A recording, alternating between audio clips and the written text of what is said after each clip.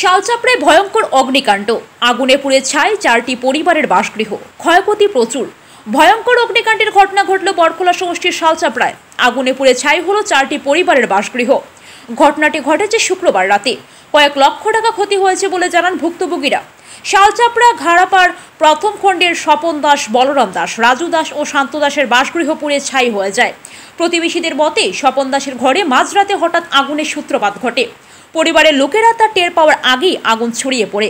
স্থানীয়রা দৌড়ে এসে আগুন নেভানোর চেষ্টা চালান। খবর পেয়ে পৌঁছে দমকল বাহিনী। কয়েক ঘন্টা চেষ্টার পর আগুন নিয়ন্ত্রণে আসে, কিন্তু এর আগেই আগুনের লেলিহানে 4টি ঘর ভস্মীভূত হয়। আগুন লাগার কারণ জানা না গেলেও বিদ্যুৎ শর্ট সার্কিট থেকে ঘটনার সূত্রপাত হতে পারে এমন ধারণা স্থানীয়দের। এ ঘটনায় 4টি পরিবার নিঃস্ব হয়ে পড়েছে। তাই অসহায় পরিবারকে সাহায্যের জন্য মন্ত্রী, বিধায়ক এবং জেলা শাসকের কাছে আর্থিক সাহায্যের দাবি জানান এলাকার জনগণ।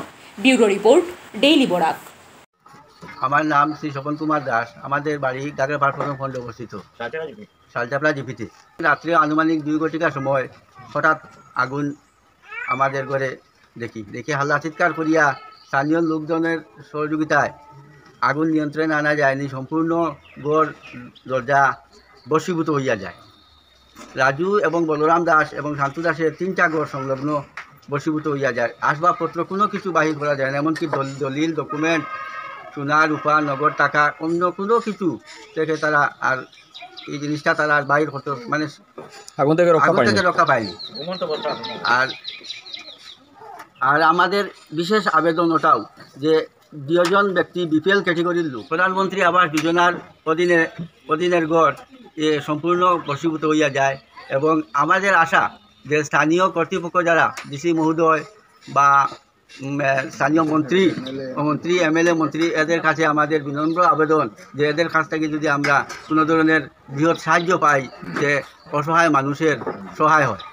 শালচাপড়ায় ভয়ঙ্কর অগ্নিকাণ্ড, আগুনে পুড়ে ছাই 4টি পরিবারের বাসগৃহ, ক্ষয়ক্ষতি প্রচুর। ভয়ঙ্কর অগ্নিকাণ্ডের ঘটনা ঘটল বরখোলা সমষ্টির শালচাপড়ায়। আগুনে পুড়ে ছাই হলো 4টি পরিবারের বাসগৃহ। ঘটনাটি ঘটেছে শুক্রবার রাতে। কয়েক লক্ষ টাকা ক্ষতি হয়েছে বলে জানান ভুক্তভোগীরা।